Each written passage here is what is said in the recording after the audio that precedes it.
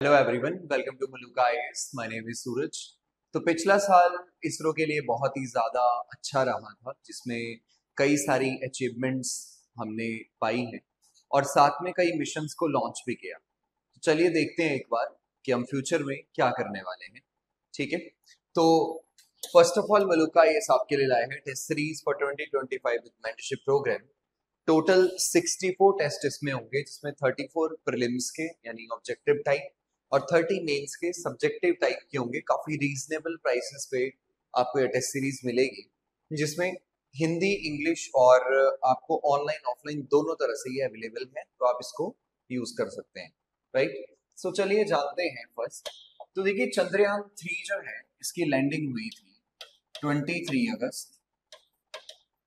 अगस्त 2023 and ये एक तरह से अगर देखा जाए वर्ल्ड क्लास मिशन था इसरो का। और इसरो ने पहली बार, ठीक है, यानी कि इंडिया ने फर्स्ट टाइम पे मून के साउथ पोल वाले पार्ट के पास क्या करा था, सॉफ्ट लैंडिंग को डेमोन्स्ट्रेट किया था। और इस सॉफ्ट लैंडिंग को डेमोन्स्ट्रेट करने के बाद भारत ने यहाँ पे हिस्ट्री भी क्रिएट करी थी, क्योंकि काफी देशों ने पहले कोशिश किया था कि वो यहाँ पे लैंड कर पाए, लेकिन वो फाइनली, जैसे लूना 25 था रशिया का, वो लैंड नहीं हो पाया। बट हमने इसको अचीव किया है। उस प्रोग्राम के बाद अगर आप देखोगे तो गगनयान मिशन और जो न्यू जनरेशन लॉन्च व्हीकल है, अब इसके बारे में हम बात कर रहे हैं। इसके साथ में कई सारे प्राइवेट मिशंस भी इसरो के चल रहे हैं, जिसपे काम किया जा रहा है लगातार। तो इनके बारे में ही एक बार देखने की कोशिश करेंगे कि कैसे ये सिस्टम्स हमारे काम कर रहे हैं या फिर अगले फ्यूचर मिशंस हमारे बन रहे हैं। Right, so first of all यही है कि दैट इज द 2023 में हरिकोटा जो है ये काफी ज्यादा बिजी रहा। और लेकिन उसके बाद से अगर आप देखोगे तो थोड़ा सा भी कामनेस यहाँ देखने को मिल रहा है। हम बहुत ज्यादा स्पेस में प्रोग्राम्स को नहीं लॉन्च कर रहे, लेकिन बड़े प्रोग्राम्स की तैयारी कर रहे हैं। जैसे चंद्रयान 3 जब लॉन्च हुआ था तो उसके अंदर विक्रम ने जब सॉफ्ट लैंडिंग बताया, सॉफ्ट लैंडिंग, तो ये काफी ज्यादा सिग्निफिकेंट था भारत के लिए भी और इसरो के लिए भी और पूरी दुनिया के लिए भी। एक इम्पॉर्टेंट पॉइंट था कि साउथ पोल के ऊपर भी जाकर के कोई लैंड कर सकता है। तो इसके ऊपर काफी इंपॉर्टेंट एक्सपेरिमेंट्स भी इसरो ने यहाँ पे किए थे। ठीक है, जिसमें कि अर्थक्वेक्स को वहां डिटेक्ट किया था, या अगर देखा जाए तो वहां पे, ठीक है, कोशिश की गई थी कि उसकी मिनरलॉजी क्या है मून की, उसके कौन कौन से बेसिकली चीजें, एलिमेंट्स वहां पे मिलते हैं, उनको टेस्ट किया गया था। उसके बाद जस्ट चंद्रयान 3 के बाद लॉन्च किया था आदित्ययान, यानी कि Aditya L1। So this L1 is basically the Lagrange point. ये ऐसे पॉइंट्स होते हैं अर्थ और सन के बीच में, जिनके बीच में ग्रेविटी ऑलमोस्ट जाकर के, ठीक है, इक्वल हो जाती है। दोनों की जो ग्रेविटेशनल फोर्स है वो इक्वल मानी जाती है, जिससे फ्यूल भी बचता है। काफी अच्छे से जो स्पेसक्राफ्ट है वो पिक्चर्स भी ले सकता है, और जिस काम के लिए उसको भेजा है वो काम काफी अच्छे से कर सकता है। तो ये 2 सितंबर 2023 को हमने ये लॉन्च किया था। काफी बड़ा मिशन इसको माना जाता है। इसके साथ में अगर देखा जाए तो इसको लॉन्च जो है वो पीएसएलवी से किया था। PSLV that is the polar satellite launch vehicle. ये हमारा अगर देखा जाए तो जो लॉन्च व्हीकल्स हैं जिनके ऊपर स्पेस क्राफ्ट को भेजते हैं, उसमें सबसे पहला एसएलवी बनाया गया था, सैटेलाइट लॉन्च व्हीकल। फिर बनाया गया था ASLV that is augmented satellite launch vehicle. और उसके बाद आया था third generation that is PSLV. So this PSLV is also called as the work horse of the ISRO. ज्यादातर जो काम है इसरो के, ठीक है, वो इसी लॉन्च व्हीकल से किए जाते हैं। काफी भरोसेमंद इसको माना जाता है कि ज्यादातर जो इसमें जितने भी मिशन हमने भेजे हैं उनमें हमें सक्सेस ही मिला है। तो इस पॉइंट पे जो ये आदित्ययान है, इसको जब प्लेस किया गया इस लॉन्च व्हीकल से, तो जाकर के L1 में जब इसको स्टेबल किया गया तो वहां से क्या करता है, ये लगातार सन के बारे में जो जानकारी लेता है, सन स्पॉट्स के बारे में, सोलर स्टॉर्म्स के बारे में, या सन से रिलेटेड जितनी भी ऐसे मिस्ट्रीज है कि वो काम कैसे करता है, उसकी हीट एनर्जी कभी ज्यादा होती है कभी कम हो जाती है, उसके बारे में वो वहां से जानकारी, जो डेटा है, उसको इकट्ठा करता जा रहा है। राइट, तो देखिए यहाँ पे आप आसानी से देख रहे होंगे, this is the sun and this is the moon. Sun is a very important star. It is basically, you can also say कि sun is the ultimate source of energy, बिना सनलाइट के कुछ भी पॉसिबल नहीं है। तो इसी सन को समझने के लिए L1 के अंदर हमने आदित्ययान को भेजा है, जो सन को पूरी तरह से, ठीक है, एक तरह से यहाँ पे देखने की कोशिश करेगा कि वो कैसे काम कर रहा है। इसके साथ में अगला जो मिशन है हमारा, जो वर्ल्ड क्लास मिशन होने वाला है, उसको गगनयान के नाम से जानते हैं। सो इस गगनयान मिशन के अंदर स्पेसिफिकली अर्थ का जो सरफेस है उससे 400 किलोमीटर की हाइट तक हम क्या करेंगे, 4 एस्ट्रोनॉट्स को भेजने वाले हैं, जो अगले 3 से 4 दिन तक वहां रहेंगे और माइक्रो ग्रेविटी एक्सपेरिमेंट्स वहां पे करने वाले हैं। और ये जो माइक्रो ग्रेविटी एक्सपेरिमेंट्स होंगे, ठीक है, वहां पे कैसे सरवाइव किया जा सकता है स्पेस के अंदर, क्या क्या डिफिकल्टीज आती है। और आने वाले टाइम में हम ये भी सोचते हैं कि हमें मून पे भी जाना है। तो मून पे अगर हम लोग फर्स्ट इंडियन को अगर वहां पे लैंड करवाना चाहते हैं बाय 2040 तक, तो उसके लिए हमें यहाँ टेक्नोलॉजी डेमोन्स्ट्रेट भी करनी पड़ेगी कि हम सच में ही इंसानों को स्पेस में ले जा सकते हैं। इसके साथ स्पेस टूरिज्म में भी ये काफी इंपॉर्टेंट रोल प्ले करता है, क्योंकि काफी सारी कंपनीज अब ये आगे आने वाले समय में ये फैसिलिटीज प्रोवाइड करेंगे जिसमें आप स्पेस में घूमने जा सकते हो। वैसे तो आप कुल्लू मनाली घूमने जाते होंगे, लेकिन अब आप स्पेस में भी जा सकते हो। उसके लिए स्पेस एलिवेटर्स होंगे। आजकल बड़ा नॉर्मली जो है वो लोग इस चीज को यूज कर रहे हैं। तो इसरो भी क्या कर रहा है, ऐसी कैपेबिलिटीज को डेवलप करने की कोशिश कर रहा है, जिसके लिए हमने L40 विकास इंजन को मॉडिफाई किया है। और ये एक तरह से ऐसा मॉडिफिकेशन इस सिस्टम में किया गया है जिससे कि, ठीक है, इसको हम गगनयान ह्यूमन स्पेस फ्लाइट के अंदर इसको यूज कर सकें। इसका टेस्टिंग हुआ है। क्रू एस्केप सिस्टम, ठीक है, ये जो क्रू एस्केप सिस्टम है, जब ये 4 लोग ऊपर जाएंगे जिसके अंदर ये रहेंगे, जब 3 से 4 दिन तक वहां रहने के बाद क्या होगा, जो क्रू एस्केप सिस्टम है वो अलग हो जाएगा, सेपरेट होगा। सेपरेट होके वो डिसेंड करना स्टार्ट करेगा। डिसेंड करने के बाद जब वो नीचे आना स्टार्ट करेगा तो पैराशूट्स ओपन होंगे, जिससे वो बे ऑफ बंगाल या इंडियन ओशन या फिर अरेबियन सी में जाकर के किसी जगह पे जाके लैंड करेगा, जिन एस्ट्रोनॉट्स को फिर बाद में जो हमारी नेवी है वो उनको रेस्क्यू कर सकती है। तो इनका जो टेस्टिंग है, ये अलग अलग टेस्ट का, ये अलग अलग फेजेस पे चल रहा है। इनकी टेस्टिंग काफी रिगरस है। ऐसा कहते हैं कि बाय 2024 के एंड तक हम इस मिशन को कहीं ना कहीं से, ठीक है, अचीव करेंगे। तो आप देख रहे होंगे यहाँ पे ये पूरा लॉन्च व्हीकल है। इस लॉन्च व्हीकल की सारी स्टेजेस हैं, स्टेज 1, स्टेज 2, स्टेज 3। और यहाँ पे ये वाला जो मॉड्यूल है, this module is the main module. This is called as the orbital module and this is also attached with the crew module. तो यहीं पे आपका क्रू भी होगा, तो ये इसके साथ जुड़ा होगा। और यही हमारा ऑर्बिटर मॉड्यूल भी है, जो ऑर्बिटिंग करेगा अर्थ से 400 किलोमीटर्स के हाइट के ऊपर जाकर के। तो यहाँ से इसको लॉन्च करेंगे। अभी इन सिस्टम्स की पूरी टेस्टिंग जो है वो चल रही है, कि अगर बीच में अगर कोई दिक्कत आती है, परेशानी आती है, मिशन अबॉर्ट करना पड़ता है, तो किस फॉर्म में वहां से वो सेफली बच करके आएंगे, राइट। इसके साथ इस साल इसरो ने जनवरी 1, 2024 में एक्सपोसैट को लॉन्च किया था। और ये एक्सपोसैट जो है वो एक तरह से एक्सरे पॉलीमीटर सैटेलाइट है, जो रिसर्च के लिए काम आता है। ये बेसिकली पोलराइज्ड चीजों की सर्च करेगा, रेडिएशन को ढूंढने की कोशिश करेगा स्पेस में। अगर हम स्पेस में रेडिएशन को ढूंढ लेते हैं तो उससे भी काफी हद तक हमारा काम आसान होता है। ये एक तरह की हमारी सेकंड जो है वो स्पेस बेस्ड ऑब्जर्वेटरी है। और ऐसी ऑब्जर्वेटरी जैसे नासा के पास है एक्सरे पॉलीमेट्री एक्सप्लोरर, उसको जिसको 2021 में लॉन्च किया गया था। तो ऐसे में ये आसपास पे नजर रखते हैं कि स्पेस में चल क्या रहा है, वहां से डेटा कलेक्ट करती रहती है। उसी डेटा के बेसिस पे हम रिसर्च करते हैं, स्पेस के बारे में जानने की कोशिश करते हैं। तो ऐसे ये एक्सपोसैट को लॉन्च किया गया। अब आप देख रहे हैं आपके सामने पूरा एक्सपोसैट की इमेज है।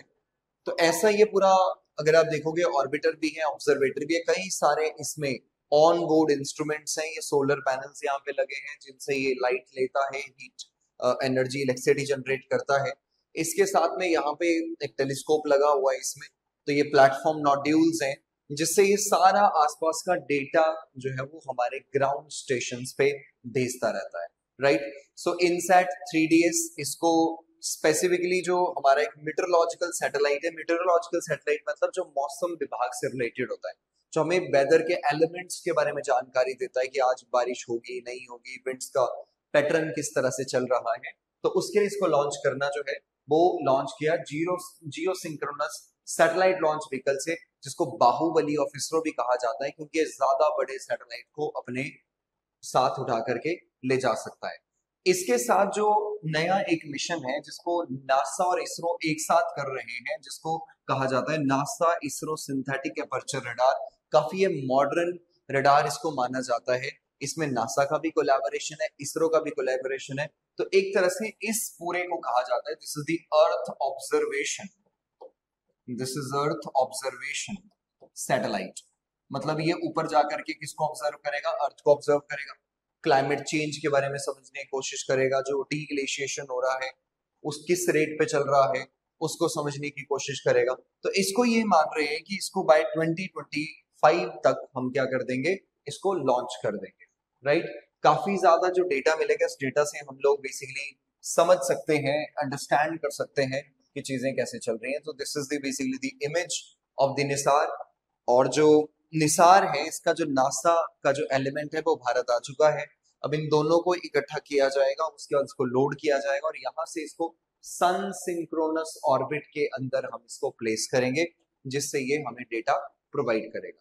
उसके साथ में एक आता है SSLV। तो SSLV का टेस्टिंग हुआ है, हमने इसको बनाया है।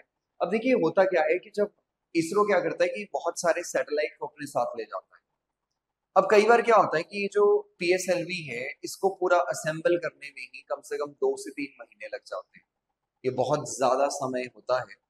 तो कम से कम हमें कोई ऐसी सर्विस चाहिए थी कि जिसमें कम समय के अंदर हम असेंबली जल्दी कर दें। यानी हमारे पास कोई ऑर्डर आया कि आप हमारे सैटेलाइट ले जाइए, उनको प्लेस कर दीजिए। वो प्राइवेट सैटेलाइट्स भी हो सकते हैं, कंपनीज के भी हो सकते हैं, यूनिवर्सिटीज के, एजुकेशन सेंटर्स के, या कोई एग्रीकल्चरल डिपार्टमेंट है, कोई और कोई डिपार्टमेंट है उसके भी सैटेलाइट हो सकते हैं। तो उस केस में यहाँ प्राइवेट प्लेयर्स का रोल बढ़ता है। ये लोग क्या करते हैं, छोटे सैटेलाइट बनाते हैं, उसमें सैटेलाइट ऑनबोर्ड करके उसको लॉन्च कर देते हैं 2 से 3 दिन में। तो वैसे ही SSLV को ये ध्यान में रखा गया कि जो ऐसे सैटेलाइट होंगे जो बिल्कुल ऑन डिमांड के ऊपर, जैसे आप आज फ्लिपकार्ट अमेजोन के ऊपर जाते हो, सीधा जाकर के ऑर्डर करते हो और ऑर्डर 2-3 दिन में आपके घर पे प्लेस हो जाता है। सेम वैसे ही अगर आपको अपना सैटेलाइट भेजना है तो उसके लिए आप SSLV को यूज कर सकते हैं, स्मॉल सैटेलाइट लॉन्च व्हीकल। तो इसको भी टेस्ट किया गया है, जिसने बताया है EOS earth observation satellite 08 and SRO, ठीक है, कि मैं बिल्कुल प्लेस कर सकता हूं जा करके अलग अलग ऑर्बिट्स के अंदर। ठीक है, तो इसकी सक्सेसफुल फ्लाइट के टेस्ट हो चुके हैं, इसका डिप्लॉयमेंट कंप्लीट हो चुका है। अब धीरे धीरे अगर आप देखोगे तो इंडस्ट्रीज जो है उसमें ये इसको इन्वॉल्व कर दिया जाएगा, राइट। उसके साथ आप देखते होंगे कि ये छोटा है, जल्दी तैयार होता है, इसको असेंबली 4 से 5 दिन में की जा सकती है इसकी। और इसको हम यूज करेंगे न्यू स्पेस इंडिया लिमिटेड के थ्रू, क्योंकि एक कमर्शियल आर्म है इंडियन स्पेस रिसर्च ऑर्गेनाइजेशन का। अब इसरो ये चाहता है कि उसका ज्यादा से ज्यादा ध्यान बड़े बड़े मिशन पर लगे, लाइक गगनयान मिशन है, या भारतीय अंतरिक्ष स्पेस स्टेशन जिसको हम एस्टैब्लिश करने वाले हैं बाय 2035 तक। आगे मून पे भी जाना है, चंद्रयान 4 लॉन्च होगा 2027 के अंदर, शुक्रयान है। तो ऐसे मिशन के लिए समय लगता है रिसर्च एंड डेवलपमेंट के लिए, नई टेक्नोलॉजी डेमोन्स्ट्रेशन करने के लिए। लेकिन अगर हम छोटे छोटे कामों में फंस जाएंगे कि हम सैटेलाइट लॉन्च करते रहे, ठीक है, दूसरों के, तो दिक्कत होगी। ये सारा काम इसरो ने दे दिया है न्यू स्पेस इंडिया लिमिटेड, जो पब्लिक सेक्टर एंटरप्राइज है, उसके थ्रू ये सारा कमर्शियल एक्टिविटीज इसरो की चलती है, राइट। तो इसरो का जो रोड मैप है बहुत सिंपल है कि न्यू स्पेस इंडिया लिमिटेड भी बनाई गई है, जिसमें स्पेसिफिकली जो इसरो के चेयरमैन है S सोमनाथ, ठीक है, उन्होंने अनाउंस किया था कि अगले 25 इयर्स तक हमारा जो रोड मैप है 2047 तक, उसमें हम मून पे जाने वाले हैं, दैट इज बाय 2040।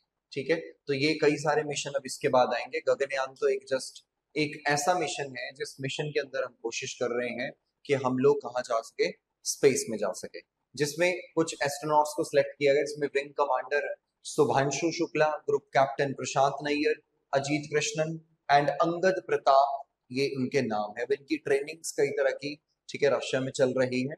और इसको हम इसके बाद जो अगला मिशन है दैट इज भारतीय अंतरिक्ष स्पेस स्टेशन, ठीक है, या अंतरिक्ष स्टेशन बाय 2035। एक ऐसी लेबोरेटरी हम स्पेस में लगाएंगे जहां पे इंसान खुद जा करके कुछ दिन के लिए रहेगा, फिर वो वापस आएगा। 10,000 करोड़ का पूरा ये प्रोजेक्ट है गगनयान का। कोरोना की वजह से काफी लेट हो गया, इसको हम बाई 2022 तक पूरा करना चाहते थे लेकिन नहीं कर पाए। लेकिन फिर भी अब इस मिशन को हम बड़ी जल्दी लॉन्च करने वाले हैं, राइट।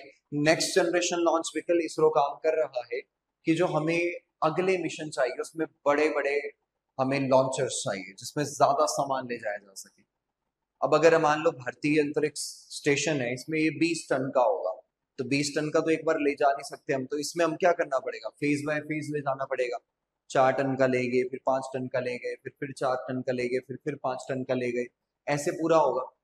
तो इसके लिए क्या होगा, फिर स्पेस में डॉकिंग ऑपरेशन होते हैं जिससे एक दूसरे को जोड़ा जाता है, राइट। तो ये टेक्नोलॉजी भी इसरो डेवलप कर चुका है। तो इस केस में भी यहाँ पे क्या है, हमें बड़े लॉन्चर्स की जरूरत है जो 20 से 25 टन का वेट अपने साथ ले जा सके। इसरो प्लान भी कर रहा है कि हम लोग न्यूक्लियर कैपेबल लॉन्चर्स को बनाएं, ठीक है, जिससे कि ज्यादा काम किया जा सके।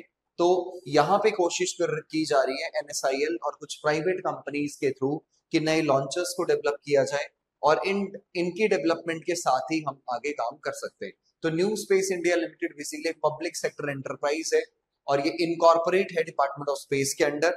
और इसके साथ में ये जो बेनिफिट्स होते हैं रिसर्च एंड डेवलपमेंट के जो इसरो करती है उसको आगे इम्प्लीमेंट करना इसका काम है न्यू स्पेस इंडिया लिमिटेड का, राइट। तो ये इसका आप लोगो देख रहे होंगे यहाँ पे। So next is basically in space. तो इन स्पेस को भी बनाया गया है और इन स्पेस भी काफी सारे काम कर रही है। ज्यादातर ये रिलीज करती है norms, guidelines, procedures for authorization of the space activities, ठीक है यहाँ पे। तो इसके साथ में आज का ये मेंस का क्वेश्चन है जो आपको अटेम्प्ट करना है। This is a very simple question. और उसके बाद मलुका आईएएस आपके लिए लाया है to the point prelims focus current affair magazine, जिसके अंदर डायग्राम्स, फ्लो चार्ट्स, ठीक है, दिए गए हैं काफी अच्छे जो आपको एग्जाम में हेल्प करेंगे क्वेश्चन सॉल्व करने के लिए। ओनली 29 रुपीज में अवेलेबल है, हिंदी इंग्लिश में मिलेगी। तो इससे आप अपनी तैयारी को और अच्छा कर सकते हैं, राइट। Thank you.